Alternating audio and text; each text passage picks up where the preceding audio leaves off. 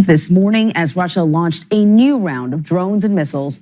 Officials say falling debris from the downed weapons injured at least 2 people. The attack sparked fires, damaging homes and infrastructure. Ukraine says it destroyed more than 20 of the missiles. Overnight Sunday, Ukraine carried out one of its biggest drone attacks on Russia, targeting refineries and power stations in Moscow. Russia downplayed the attack, saying that it downed more than 150 Ukrainian drones. CBS News senior foreign correspondent Holly Williams is following all of these developments from our London bureau. So it's sort of a continuation of this tit for tat. Holly, what's the latest on these attacks? Good morning, Anne-Marie. Well, Ukraine says that attack from Russia overnight and then into this morning included 35 missiles and more than 20 drones, some targeting the Ukrainian capital, Kyiv. Ukraine's foreign minister said on social media this morning that some of the ballistic missiles fired by Russia were supplied to Russia by North Korea.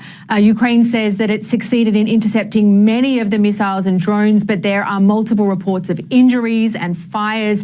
And the attack actually coincided with the start of the school year for many Ukrainian children.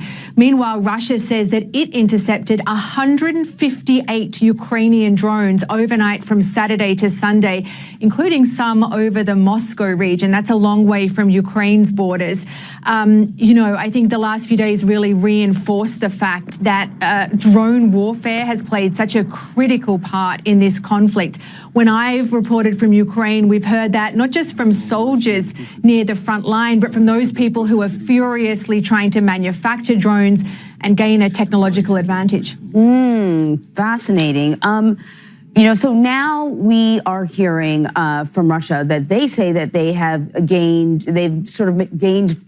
gone further into eastern Ukraine. The feeling was when Ukraine started to push into Russia that Russia would be forced to remove some of its troops from eastern Ukraine and maybe lose that front there, but it doesn't seem to be working out that way. Right. So when Ukraine launched its incursion into southern Russia last month, the biggest foreign incursion into Russia since World War II, the Ukrainians were clearly hoping that it would force Russia to divert a lot of resources and manpower away from eastern Ukraine and to go back and defend their own homeland. Remember that more than 2 years into this war, Russia controls about 20% of Ukraine's territory. Now, that Ukrainian assault in Russia is clearly a humiliation for Russia's President Vladimir Putin.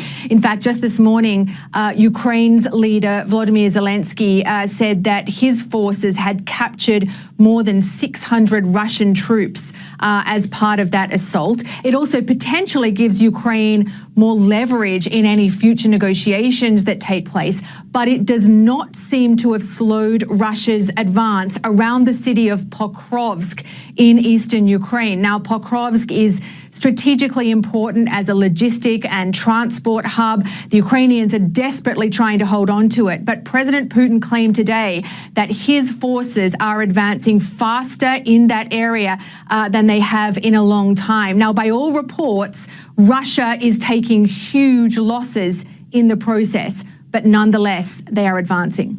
All right, Holly, thank you very much.